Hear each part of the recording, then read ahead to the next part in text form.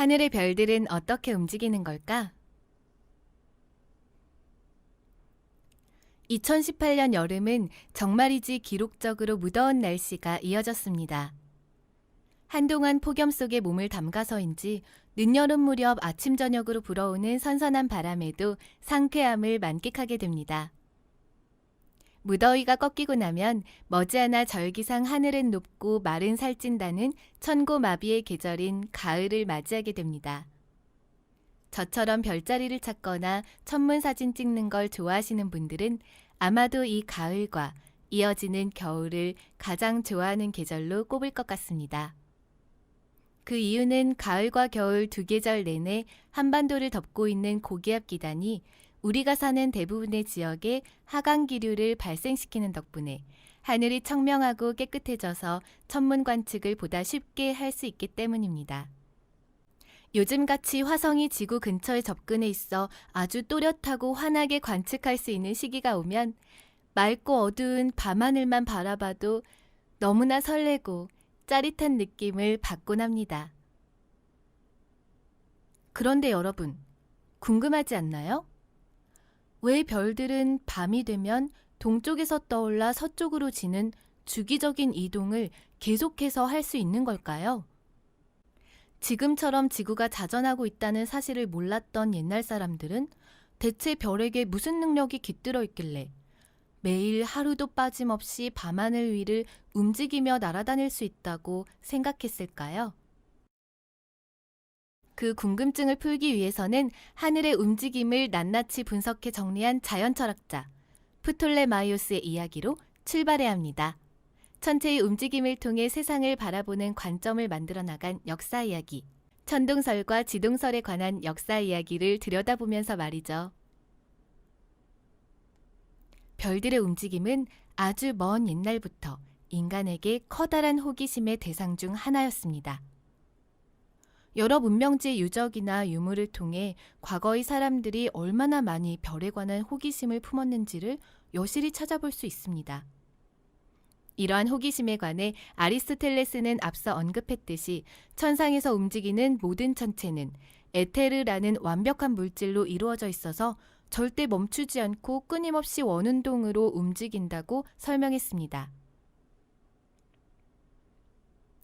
이후 수백 년간 여러 문명지와 국가에서 지속적인 천문 관측과 기록이 이어졌고 150년경에는 천문 현상에 관한 모든 내용을 놀랍도록 정교하게 정리한 프톨레마이오스의 천문학 집대성이라는 책이 세상에 등장하게 됩니다.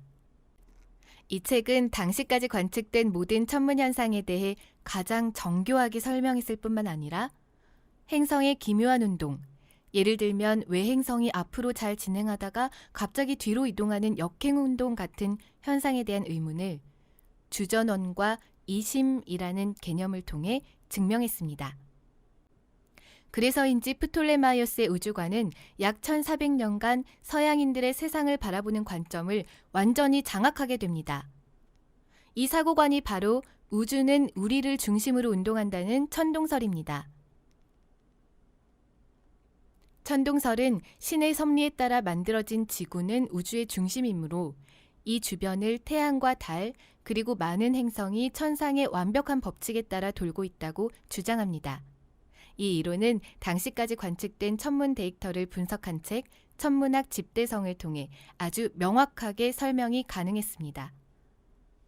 게다가 중세 유럽인의 정신을 지배하던 교리인 크리스트교와도 그 맥락을 같이 함과 동시에 직관적으로도 하늘만 쳐다보면 바로 알 수 있는 별들과 행성의 움직임이 눈앞에서 명백하게 펼쳐지고 있었기 때문에 대부분의 학자는 이 천동설을 의심의 여지 없이 받아들였을 뿐더러 굳이 단점을 찾으려 하지 않았습니다.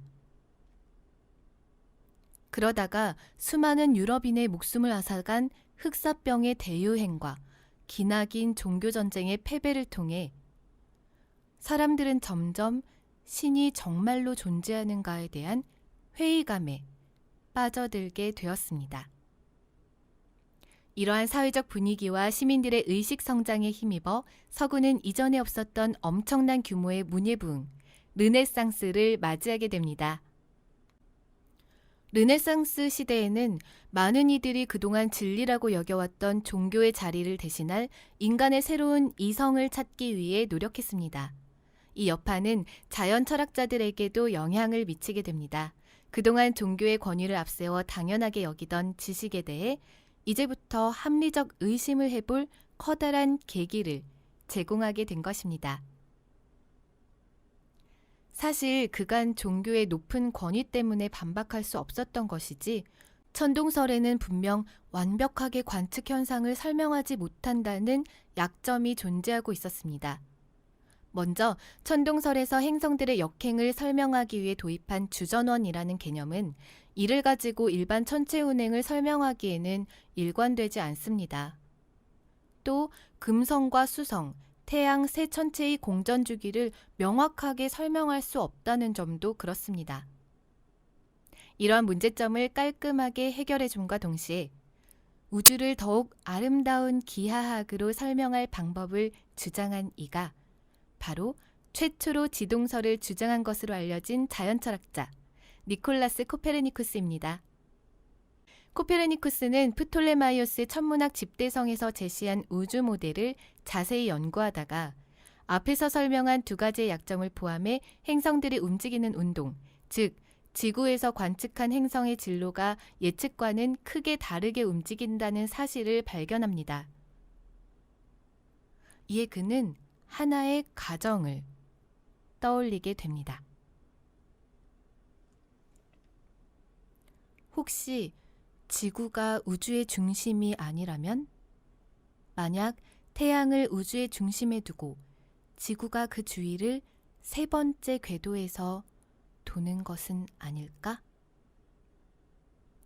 이 가설에 따르면 프톨레마이오스가 천문학 집대성을 통해 설명한 모든 현상을 포함해 앞서 문제점으로 제시된 주전원 등의 복잡한 설명 체계가 아주 단순한 방법으로 설명이 가능해집니다.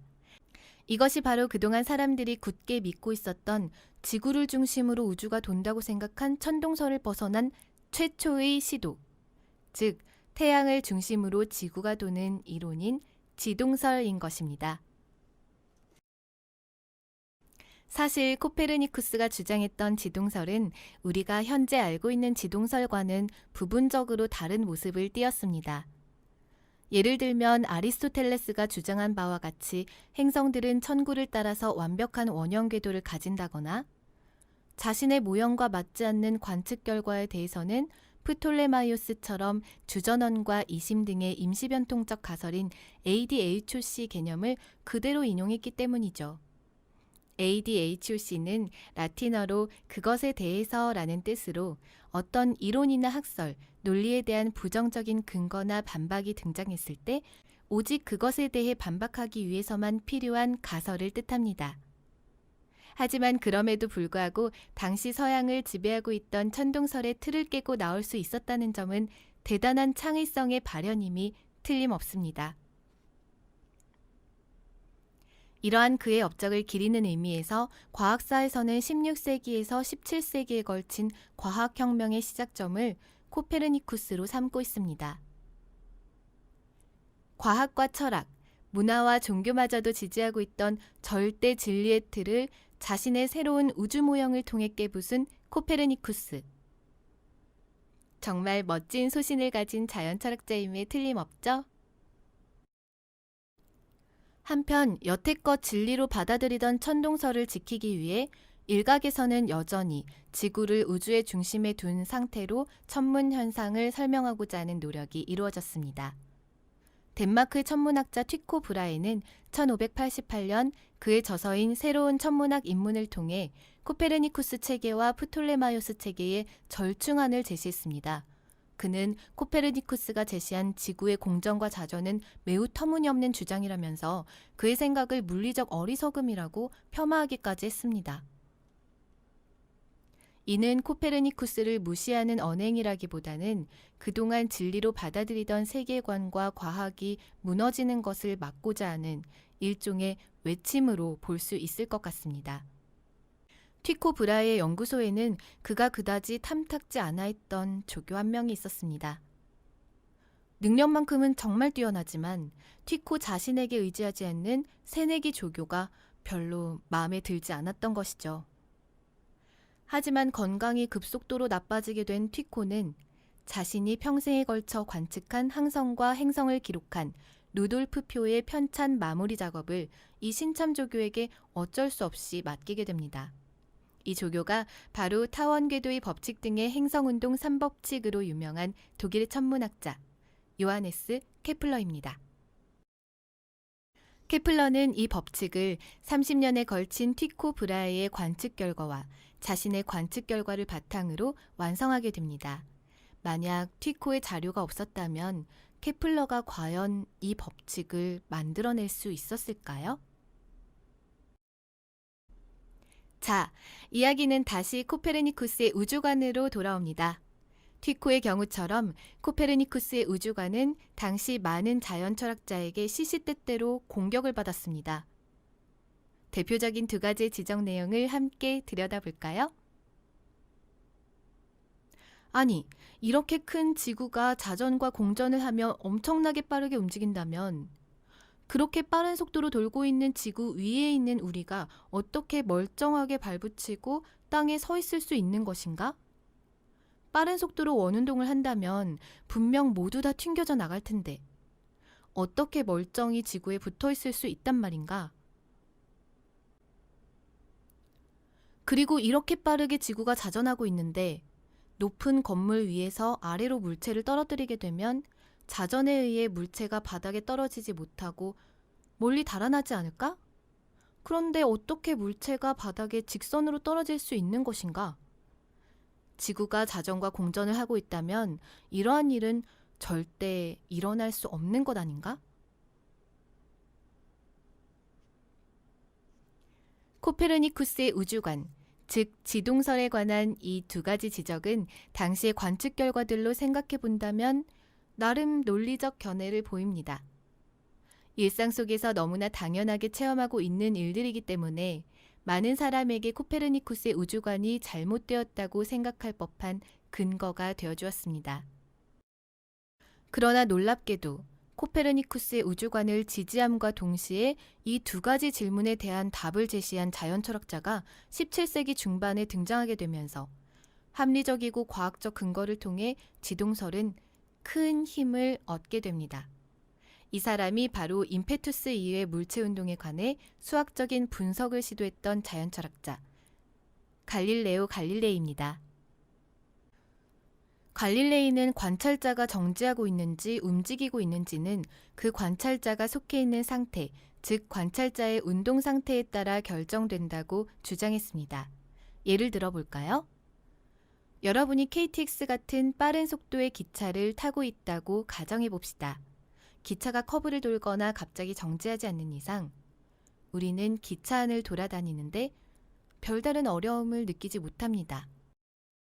주머니에 있는 공을 꺼내 위로 던졌다가 다시 잡는 일도 마음만 먹으면 얼마든지 할 수 있죠.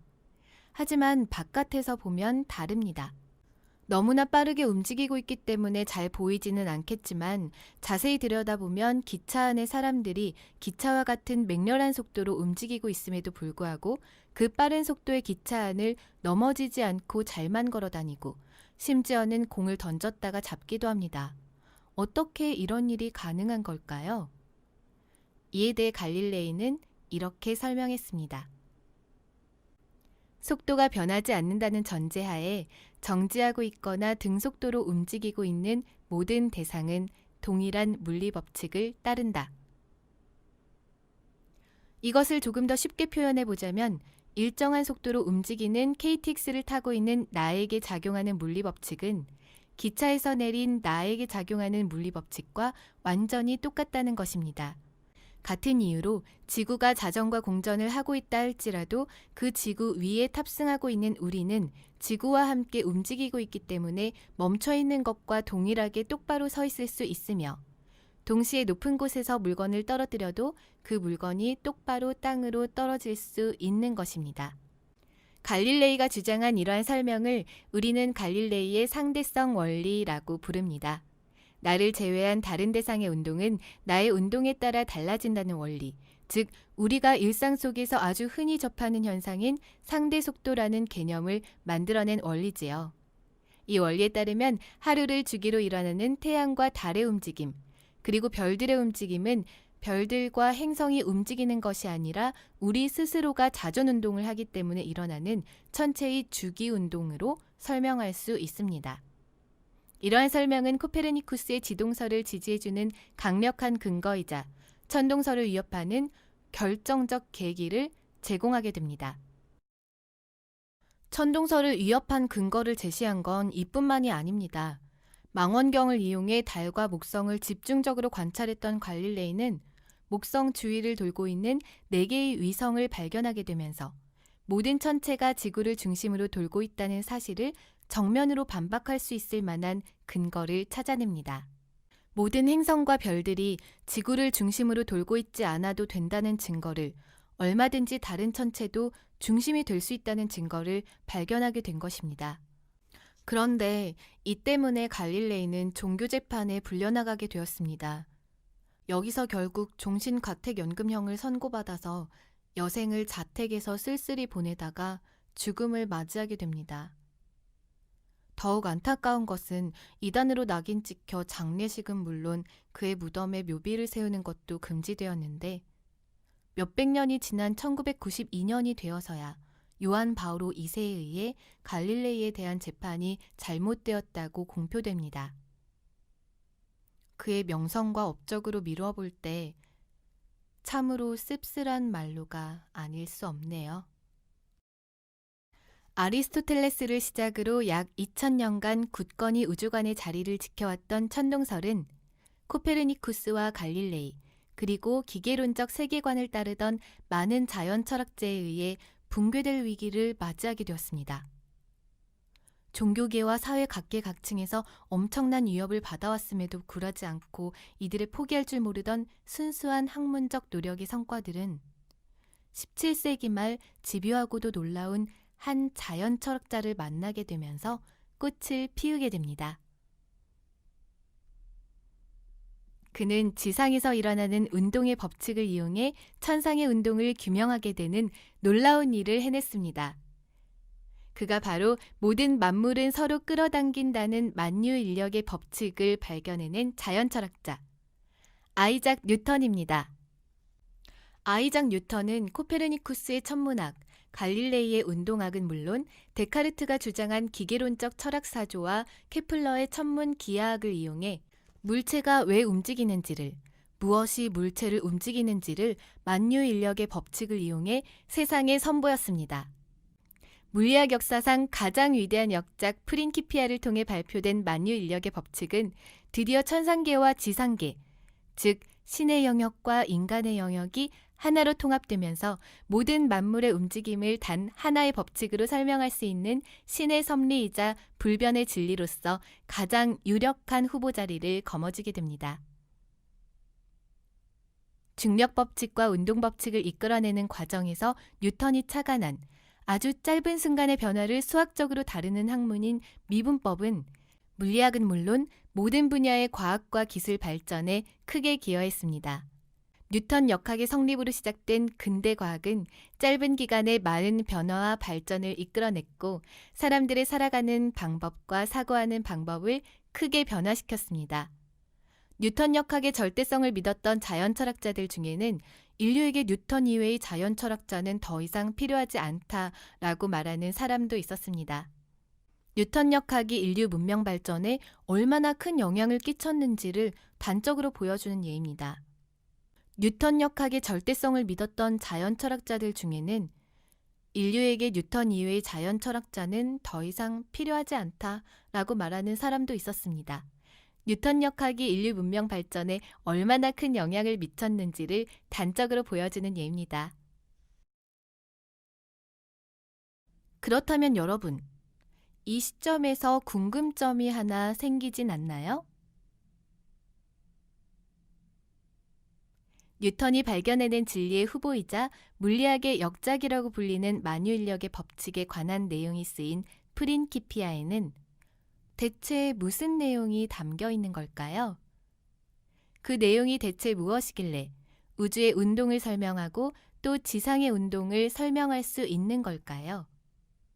나아가 그동안 자연 철학자들이 꾸준히 궁금하게 여기던 물체가 움직이는 원인을 어떻게 규명할 수 있게 된 걸까요?